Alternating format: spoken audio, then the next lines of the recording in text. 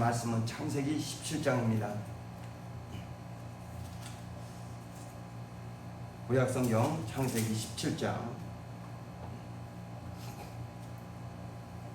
구약성경 19쪽입니다. 창세기 17장 15절로부터 16절 두 절만 우리 보도록 하겠습니다. 창세기 17장 15절 16절. 자, 시작. 하나님이 또 아브라함에게 이르시되 네 아내 사레는 이름을 사레라 하지 말고 그 이름을 사라라 하리라.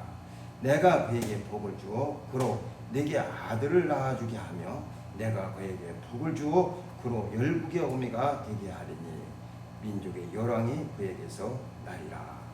아멘. 하나님은 복의 근원이십니다.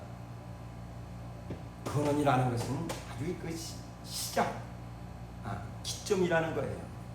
그러니까 우리는 복이 어디서부터 출발한다는 것을 그걸 잘 알아야 됩니다. 하나님께서 일곱째 날을 창조하시고 그날에 복을 주셨다라고 그랬어요. 복은 우리가 알기 이전에, 우리가 배우기 이전에, 우리가 이게 복이라고 생각하기 이전에 이미 하나님께서 복을 주셨습니다. 그러니까 복의 연대를 따지면 아주 오래됐죠. 사람들이 어머니 뱃속에 태어나서 세상을 살아가면서 남들이 복이라는 그것을 복으로 알아가기 전부터 하나님은 복을 주셨습니다. 그는 복의 시작이십니다.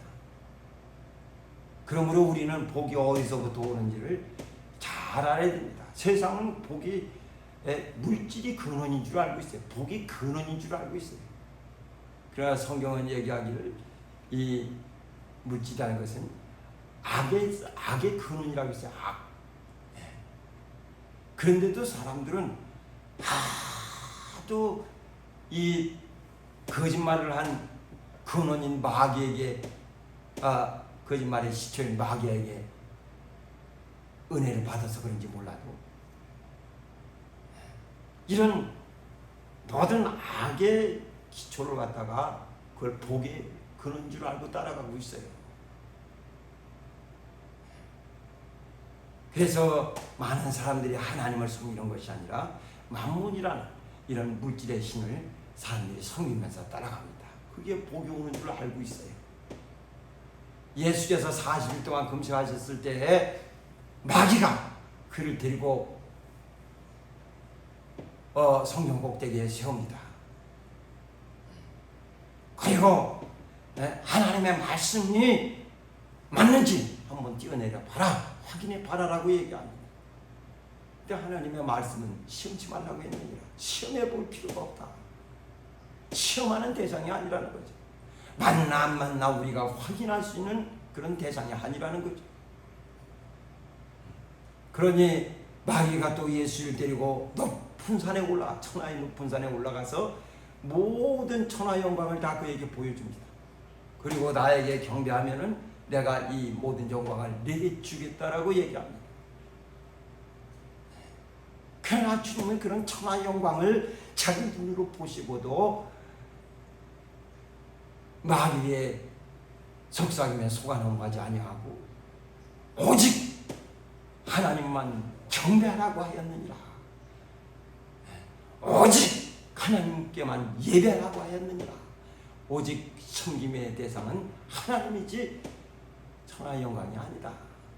내가 얻고자 하는 것은 하나님의 영광이지 천하 영광이 아니다. 마귀는 더 이상 들이밀 것이 없어요. 예수 앞에 흥정할 만한 것이 없어요. 예수를 떠나갑니다. 이렇게 신자들도 좀 정말 하나님을 천하에 있는 영광보다도 더 크게 생각하고 크게 하나님을 의지해야 되는데, 그런데 하나님을 그렇게 생각하지 않아. 눈에 보이지 않는다고 해서 하나님을 무시합니다. 하나님을 더 힘있게 의지하려고 하죠. 힘들면 힘들수록 하나님께 더 와서 하나님을 붙들고 하나님을 의지하고 하나님께서 베푸신 은혜를 누리면서 살려고 했는데 그렇지 않습니다. 하나님을 의지하려고 하지를 않아요. 그러니까 막상 우리가 하나님의 복의 근원이시다, 또 하나님이 우리에게 복을 주신다 하는 것은 하나의 그냥 우리가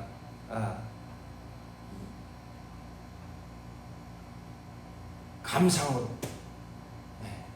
하나의 그냥 이렇게 흘러 들어가는 푸걸로 생각하지, 그것이 아주 정말 우리에게 역사하는 힘이라는 것을 그걸 생각하려고 하지 않습니다. 그러니까 하나님이 눈에 보이지 않으니까 얼마나 무시당하느냐 말이야. 세상 사람들로부터 무시당하지, 신자들로부터 무시당하지, 하나님을 안다고 해서도 하나님을 무시하죠. 더 하나님을 친근히 하고 하나님께로 더 가까이 나와야 되는데 그렇지 않아요. 그러니까 하나님이 나에게 복을 주었다, 신자들이 이렇게 얘기를 하면서도 이런 부분들은 하나님이 나에게 복을 주셨는데 저런 부분들은 또 아쉽다, 이렇게 생각합니다. 그러니까 이런 복을 갖다가 자기가 좋은 것들은 하나님 내게 복을 주셨다, 은혜 베푸셨구나, 이렇게 얘기하고, 또 조금 안 좋은 것들은 하나님이 내게 좀 섭섭하게 대하신 것처럼 그렇게 생각합니다. 그러니까 복을 갖다가 그걸 갖다 좋은 쪽에는 복을 적용하고 또 나쁜 쪽에는 복을 적용하지 않습니다. 자기가 치사를 선택하는 거예요. 그래서 이 부분에는 하나님께 아주 깊은 감사를 하지만은 이 부분은 좀 아쉽다, 이렇게 하나님에 대해서 우리가 가진 잣대로 하나님을 판단하고 하나님에 대해서 이해하려고 합니다.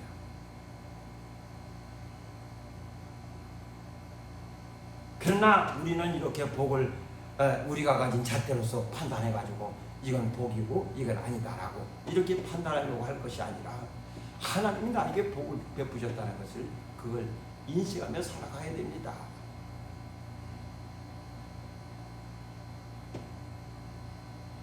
오늘 성경에 보면은 하나님이 여기 15절에 얘기하기를 아브라함에게 이르시되 내 안에 살에는 이름을 살해라 하지 말고 살아라 하라 하고 이름을 바꿔주십니다. 예뻐서 그런 이름을 주신 것이 아니라 복을 주시려고 이름을 바꿔주시는 거예요. 살해라 하라. 그리고 내가 그에게 복을 주어, 또 내가 그에게 복을 주어, 내가 그에게 복을 주어, 내가 그에게 복을 주어, 복을 줘서 아들을 낳게 하고 복을 줘서 그로 열국의 어미게 되게 하리니 민족의 여론이 다 그에게서 나리라 라고 했습니다. 복을 주어서 아들을 낳게 하고 복을 주어서 민족의 어미가 되게 할 것이다 라고 하나님 그렇게 말씀하십니다. 그러니까 복을 주시겠다는 거예요. 복이라는 것은 그 소유가 되는 거예요. 소유. 그래서 우리가 이 세상에서도 그 가축들 키우는 사람들을 보면은 그 가축들 데려다가 자기 인도에다가 불을 달고 가지고 그 다음에 그걸 갖다가 도장을 찍습니다.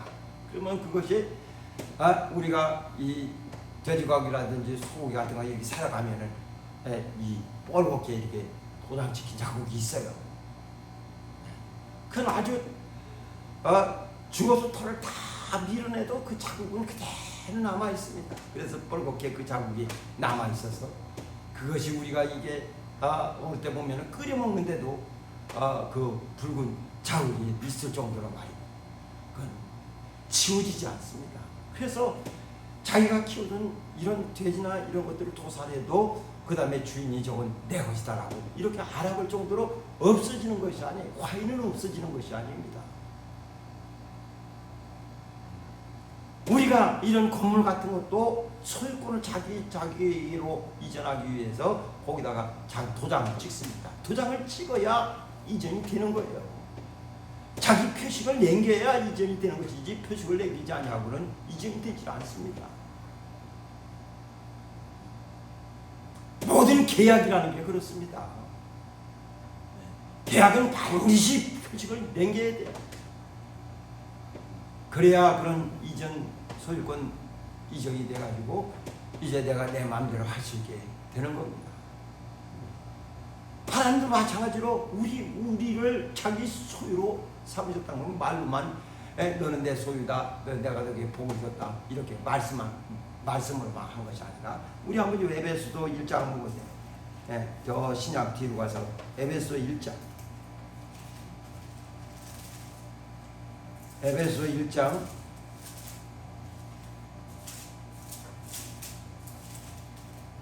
13절입니다. 14절.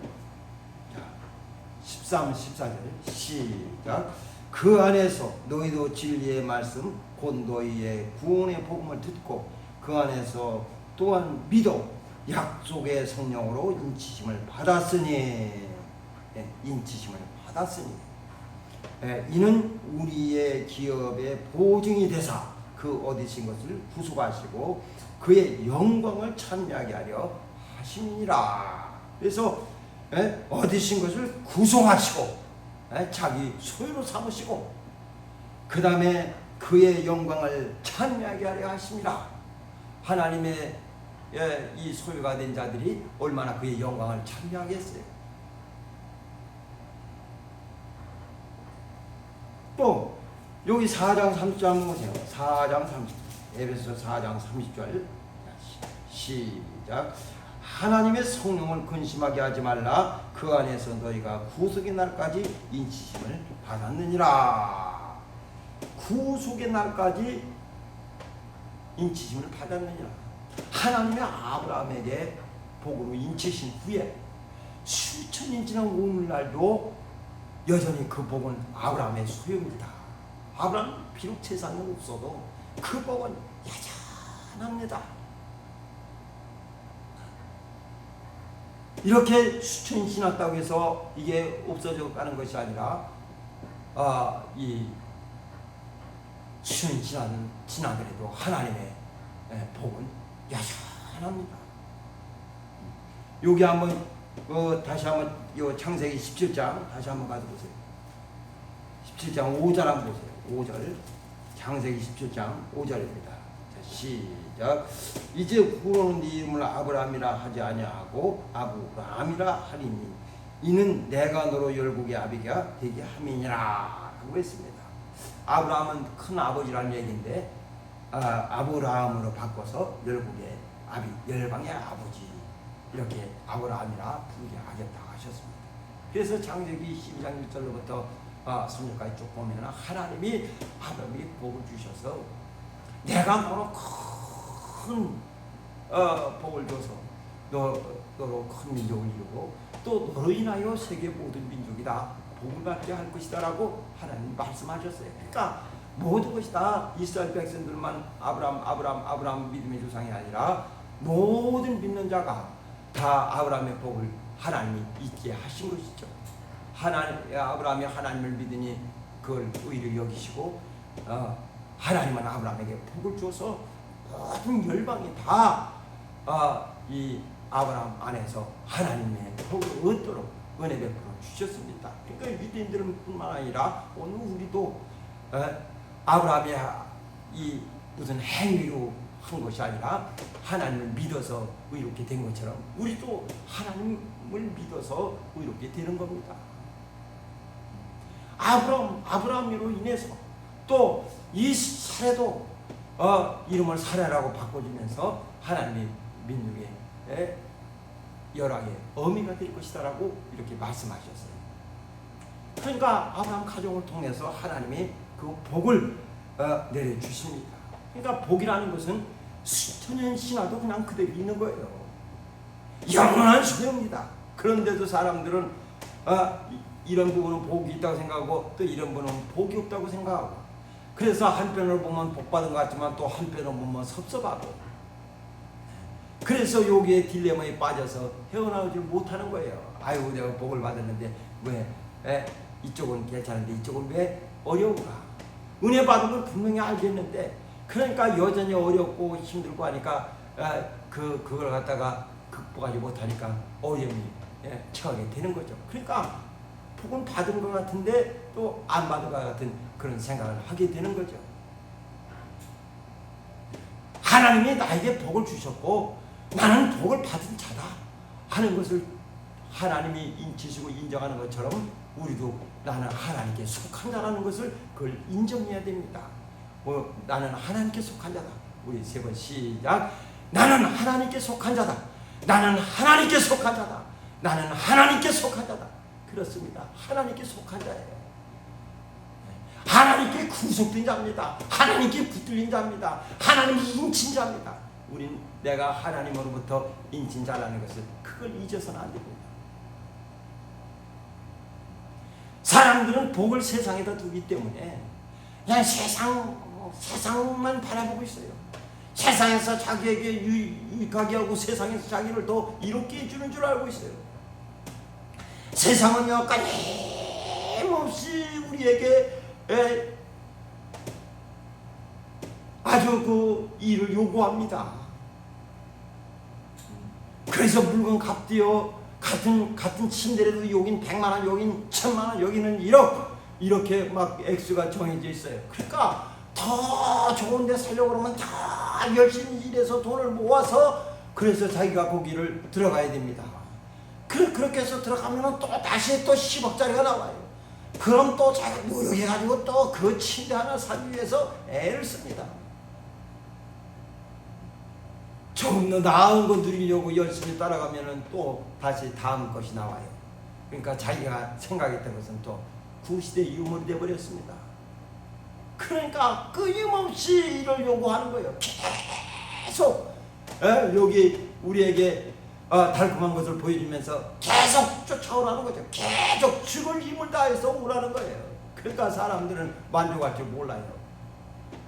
옛날 우리 어렸을 때 보면은 이런 텔레비전 같은 데 나와서 얼마 정도 있으면은 이 여생을 편하게 살 수 있겠느냐 하면 뭐 5억이다 10억이다 하는데 요즘은 막 액수가 어마어마하게 늘었습니다. 왜? 그하고 살지 못한다는 걸 알게 된 거죠. 집값도 많이 뛰었고 장사값도 많이 뛰었고 옷값도 많이 뛰었고 다 뛰었거든요. 벌써 예전에 생각했던 그런 집이 아니에요. 그러니까 사람들은 저쪽에 꿈을 두고서 있는 힘을 다해서 달려가지만은 막상 무지개처럼 달려갔을 때쯤 되면 또 저만치가 있습니다. 그러니까 끊임없이 그냥 그곳을 향해서 달려가긴 하는데 복인 줄 알고 갔더니 또 복이 아니에요. 또 달려가야 됩니다. 그 얼마나 힘듭니까? 아주 이제 아주 그 생애가 지칠 때쯤 돼서는 쓸데없는 일을 했구나 하는 것을 알게 됩니다.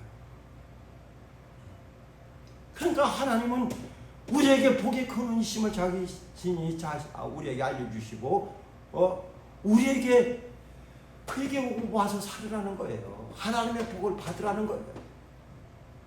영원한 복을 소유하라는 겁니다.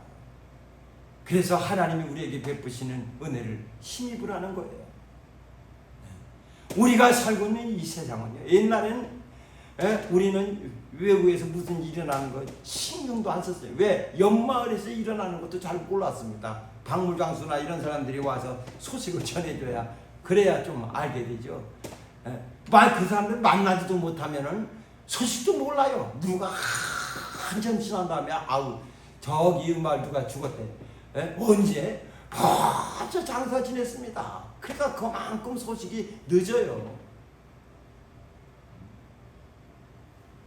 그러면 이런 거 읍에서 나는 소식 듣는다는 건 뭐 하늘의 별따기죠. 근데 서울에서 나는 소식 들으려면 1년에 이 2차례 서울에서 오는 사람들 명절 때 오면은 그들에게 들으려고 가서 듣는 거죠. 그러니까 한 2차례 들을 수밖에 없어요. 무언 일이 일어났는지 누가 싸우고 누가 누굴 죽였는지 살인범들이 돌아다니는지 이런 것들을 잘 알지 못합니다. 그만큼 소문 자체가 굉장히 느렸습니다. 근데 주님이 마태복음 24장의 마지막 때에 말씀하시면서 마지막 때 난리와 난리 소문을 듣겠으나 라고 말씀하셨어요. 난리와 난리의 소문을 듣겠으나 난리와 난리의 소문이 들려오기 시작한다는 거예요. 소문이. 그러더니 이제 점점 세월이 발달하니까 이제는 서울에서 무슨 일, 대전에서 무슨 일, 대구에서 무슨 일, 광주에서 무슨 일, 또 어디 연쇄살인범이 대전에 갔다, 광주에 갔다, 저 부산에 갔다, 그 속속 소식들이 들려오기 시작합니다. 마치 경찰들이 알아야 될 것을 이젠 모든 사람들이 다 아는 그런 시대가 되어버렸어요. 그러니 듣지도 않은 애들 소식을 듣게 되니 예전서부터 귀가 더 밝아져서 이제는 아주 전국 각지에서 일어나는 얘기들이 들려지기 시작합니다. 옛날에 보세요. 옛날에 우리가 텔레비전 보면은 뉴스 마지막에 해외 토픽이라는 게 있었어요. 그래서 해외 토픽에 짤막하게 하나의 소식을 전해주면서 세계에 이런 일이 있었다. 하나의 토픽으로 그런 것들을 전해줬지만은 요즘은 매 뉴스마다 세계 소식이 속속 해가지고 들려오기도 하고 어느 때는 아예 그냥 세계의 전쟁 같은 거 있으면은 그 소식을 갖다가 계속 그걸 특집으로 방영해 줄 정도로 세계 소식에 우리가 더 민감해져 버린 그런 시대를 살아가고 있습니다. 이제는 아주 실시간으로 다 그게 중계가 돼요. 그래서 난리와 난리의 소문을 듣겠으나 라고 말씀하신 시대를 우리가 살아가고 있는 거예요. 지금은 뭐니 생긴 SNS로 금방 그 소식이 올라가 버리니까 감추려도 감출 수 없는 그런 세상을 살아가고 있습니다. 난리와 난리의 소문이 우리 귀에도 들려오기 시작하더라는 거예요. 전쟁이 일어났다는 전쟁의 소식이 들려오죠. 또 나라가 나라를 대적하여 일어났다. 기근이 일어났다. 그 다음에 지진이 일어났다는 소식들이 우리 귀에도 쏙쏙 들려오기 시작합니다. 그러나 그것은 세상 끝이 아니니라 쟤네는 시작이니라라고 했어요. 이런 소문이 들려오는 것이 쟤네는 시작이라는, 그러니까 앞으로는 얼마나 더 많은 지진, 얼마나 더 많은 기근, 얼마나 더 많은 전쟁의 소식이 우리에게 들려오겠습니까? 엄청나게 들려옵니다. 어느 때 우리가 이 세상을 떠날지 모릅니다.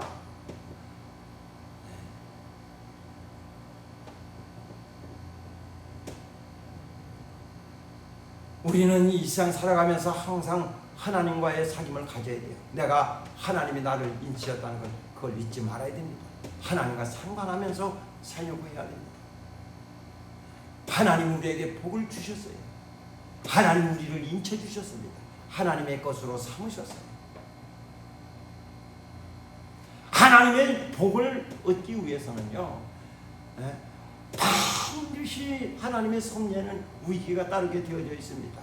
위기를 그걸 극복할 줄 알아야 돼요. 위기를 단단하게 받아들일 줄 알아야 됩니다.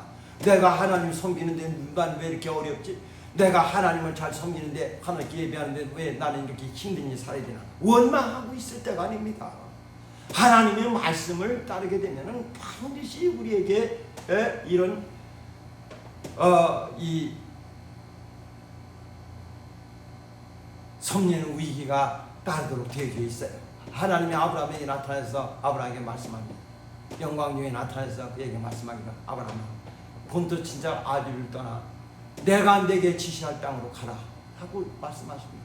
그러니까 하나님의 복을 순응하기 위해서는 아브라함이 본토 친자 아비를 떠나야 되는 이런 위기를 겪어야 됩니다. 그냥 편하게 이것이 아니라 하나님의 말씀 자체가 복이기 때문에 복은 우리를 자꾸 바꿔가려고 하는 거예요. 우리가 하나님의 복을 소유하기 위해서는 하나님께로 예배하는 삶을 살아야 됩니다. 그게 복받았다는 증거예요. 아브라함이 하나님의 말씀을 순종해서 그가 지시할 땅으로 가듯이 말이에요. 우리도 하나님이 지시하시는 곳으로 가서 하나님 앞에 예배 드리는 삶을 살아야 됩니다. 그 지시를 받으려고 가는 거예요. 그런데 사람들은 하나님께로 오려고 움직이려고 하질 않아요. 위기를 겪으려고 하지를 않아요. 위기를 받으려고 하지를 않아요. 물어봅니다. 왜 안 오셨어요? 아유, 우리 시간이 없었어요. 바빠서요. 네, 다른 데 가 있었어요. 여러 가지 핑계를 대면서 자기가 하나님의 말씀을 순응해서 움직이지 못하는 이유에 대해서 얘기를 하지만은 그런 것들은 다 핑계거리죠. 아브라함은 영광중에 나타나서 하나님이 아브라함아 본토 친자 아비를 따라서 내가 네게 지시할 땅으로 가라. 예, 아브라함이 자기 살던 곳을 떠나가지고 하나님 지시하신 곳으로 향해서 여정을 시작합니다. 얼마나 힘들겠어요? 얼마나 어렵겠어요? 평상시가 걷는 연습을 많이 했더라면 여정도 편했을 거예요. 그러나 그 당시는 자기네 족장들 사이 속에서만 생활하고 거기서만 수렵하고 거기서만 생활했는데 어디서 뭘 할 수 있겠어요? 그 오랜 길을 순응해서 갑니다. 얼마나 많은 길을 걸었겠어요? 이리로 가라 하면 이리로, 저리로 가라 하면 저리로. 자기 몸을 이끌고 하나님 명하신 곳을 향해서 움직여가기 시작합니다. 하나님이 그에게 또 아들을 줬어요. 아들을 얻어서 얼마나 기쁩니까? 막 다 웃어요. 모두가 다. 아브라함 노년에 이와 같은 복을 하나님이 주셨고요. 그래서 이삭을 낳고 모두가 다 웃어요. 웃어. 그때 하나님은 말씀하십니다. 아브라함아, 네 사랑하는 독자 이삭을 데리고서 모리아산에 가서 번제를 드리라고 말씀하십니다. 또 위기가 닥쳐요. 모리아산으로 자기만 가는 게 아니에요. 이겐 자기 자식을 데리고서 가서 그를 잡으려고 번제를 드려야 됩니다. 잡아서 번제를 드려야 되니까 이게 또 엄청난 위기가 닥쳐옵니다. 그래도 아브라함은 고개에 개의치 않고 일찍 일어나서 자기 사람들은 생각할 때 아브라함이 그냥 밤새 잠도 못 자고 번민했을 거다 했는데 일찍 일어났다고 보니까 잔 거예요. 잠 못 잔 게 아니라 일찍 일어났다. 잠을 자고 일찍 일어났다고 하는 거 보니까 잔 거예요. 당신들처럼 그렇게 아브라함이 번민을 했겠습니까? 잠을 잔 거예요. 자고서 일찍이 그냥 이 나무를 지고 그 다음에 자기 이삭을 데려오서 모리아산으로 갑니다. 이삭이 물어요. 아버지요, 물과 나무는 있는데 번제할 어린 양은 어디 있습니까? 번제하러 가자 보니까 번제할 어린 양은 어디 있습니까? 아무리 봐도 양이 없어. 하나님이 예비하실 것이다. 너다 임마 이러지 않고 하나님이 예비하실 것이다. 그리고 그냥 가는 거예요. 올라가면 올라갈수록 이삭은 뭔가 좀 찜찜했을 거예요. 그러더니 안나다랄까 모리아산 제단에 가더니 그냥 아들을 잡아가지고 제단에 놓고 그를 잘 묶어놓은 다음에 그냥 칼로 찔러서 죽이려고 할 때 하나님이 급히 말씀하시기를 아브라함아 아브라함아 이 아들 이삭에게 손대지 말아라 라고 말씀합니다. 네 아들 이삭에게 손대지 말아라.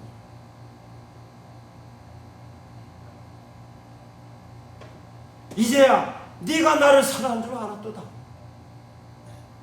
어떤 위기가 와도 아브라함은 하나님의 말씀을 순종하는 생활을 했습니다.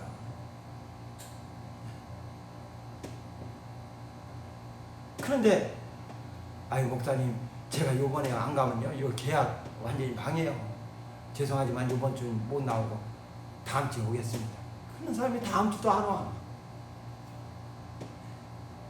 계약 그거 망가질까봐.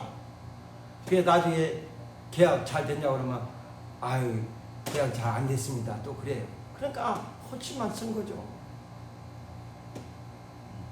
아주 거기에 황금빛 꿈이 있는 것처럼 큰 계약이 있는 것 같지만 그 가서 달려가 보니까 또 허탕이었습니다. 계속 그렇게 속는 거예요. 아브라함은 자기 아들을 찾는 한이 있더라도 어떤 위기가 와도 하나님의 말씀을 순종하려고 하나님의 말씀을 받아들이려고 그 섭리를 섭리가 자기에게 통과하도록 하나님의 말씀을 그렇게 사모합니다. 그러니까 아브라함이 어떻게 하나님을 믿었습니까? 아브라함이 믿은 바 하나님은 없는 것을 있는 것처럼 부르시며 죽은 자를 산 자처럼 부르신다라고 했어요. 그러니까 분명히 자기는 자식이 없어요. 없나이다. 자식이 없나이다. 그런데 하나님은 너에게 네 씨가 있을 것이다. 자식이 있을 것이다. 사라에게 아기가 있을 것이다. 계속 하나님이 있다고 하시는데 자기는 하는 말이 없다는 거예요. 하나님 안 주셨습니다. 없습니다. 하나님은 계속 있다는 거, 한 번도 하나님은 변하지 않고 있다고 하시는 거예요. 그런데 아브라함은 없다고 합니다. 하나님은 여러분에게 있다고 하는데 여러분은 하나님께 없다고 합니다. 안 주셨다고 합니다. 이런 모순이 어디 있습니까? 그런데 마침내 하나님이 이겼어요. 하나님의 말씀하신 대로 아브라함 가정에 아들이 생겨났습니다. 하나님이 이기셨어요. 그러니까 아브라함이 생각할 때, 하나님은 없는 것을 있는 것처럼 보시는구나. 그러더니 정말 그것이 있게 되더라는 거예요. 우리는 있는 것도 없어요. 없는 것을 있는 것처럼 부르시는 분이구나. 아브라함이 이걸 믿은 거예요. 없는 것을 있는 것처럼 부르시는구나. 또 자기 아들로 인해서 이 씨를 내 씨로 인하여 복을 하나님이 준다고 했는데 이삭을 바치라는 거예요. 하나님은 이삭을 통해서 네 씨로 인해서 모든 만민 다 복을 받게 한다고 했는데 이것이 그 증거인데 말이요. 이삭을 다시 잡으라고 합니다. 그러니 하나님은 이삭을 통해서 약속을 하셨는데 이삭을 다시 잡으라고 하니까 이해가 되지 않죠. 죽으면 없어져 버리는데. 그래서 아브라함이 생각할 때는 내가 이삭을 죽여도 하나님은 이삭을 죽은 자 가운데서 살리셔서 그래서 그 약속을 이행하시겠구나 이렇게 생각한 거예요. 그의 믿은 바 하나님은 없는 것을 있는 것처럼 부르시고 죽은 자를 산 자처럼 부르시는 분이라는 것을 믿었습니다. 방법이 그거밖에 없거든요. 내가 죽여도 하나님이 살려서 하나님이 약속을 이행하시는 것밖에 없거든요. 아브라함은 그걸 믿은 거예요. 왜? 자기는 없다고 하는데 하나님은 자꾸 있다고 하시더니 하나님이 말씀하신 대로 이삭이 태어났어요. 그런데 하나님은 그로 인하여 복을 주시겠다고 하시더니 이삭을 다시 모리아산에 가서 잡아 죽이라고 얘기합니다. 번제를 드리라고.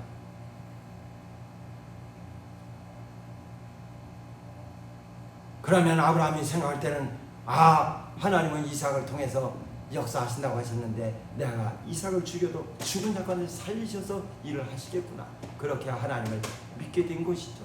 아브라함이 믿은 바 없는 것을 있는 것처럼 부르시고 죽은 자를 산 자처럼 부르시는 분이라는 것을 아브라함은 그렇게 하나님을 믿었습니다. 사랑하는 여러분, 하나님의 복에는 반드시 하나님의 섭리에는 위기가 함께 동반됩니다. 위기라는 것은 내가 하나님의 복을 받았다는 증거예요. 그래서 이런 위기를 기뻐할 줄 알아야지. 이 부분은 복을 주시고 이런 위기에는 하나님이 복을 안 주셨다고 심으로 갈 필요가 없어요. 이 부분 얘기할 때 신나고 이 부분을 얘기할 때 심으로 갈 필요가 없어요. 내가 복을 받았다는 증거가 내 삶 속에 여전히 위기로 흐르고 있는 거예요. 우리는 이때 하나님의 섭리에 순종해야 됩니다.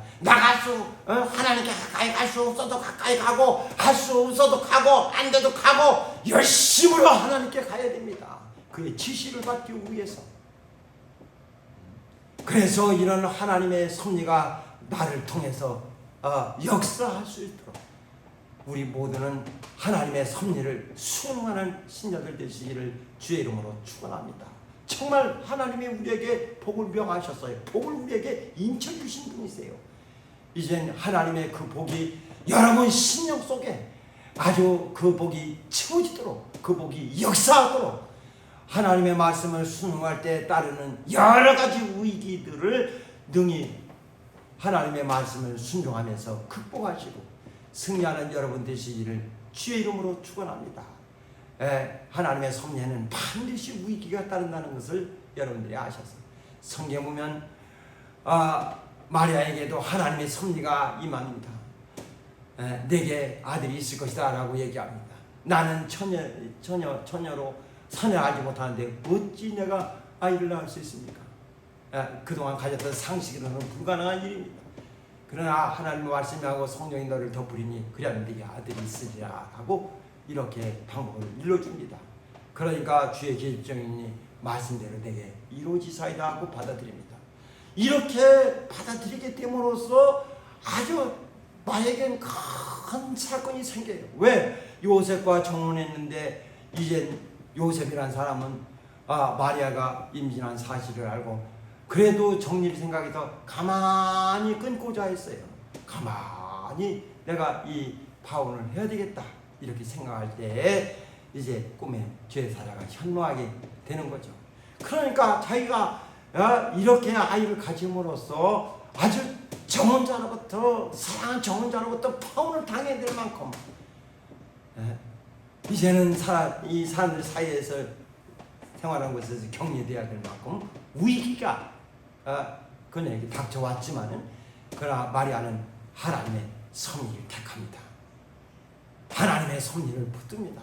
위기가 오더라도 비록 그렇게 해서 사랑한 자와 헤어지고 그 다음에 동네 사람들로부터 미움을 받고 자기가 어떻게 살아갈지 그 다음에 생애가 불투명하고 정해지지 않았다 할지라도 하나님의 섭리를 따르는 것을 우선으로 합니다.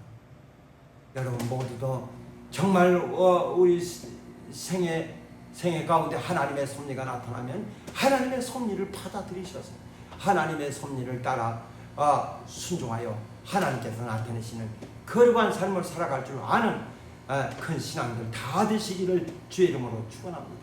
기도합시다. 이 시간 우리 기도하실 때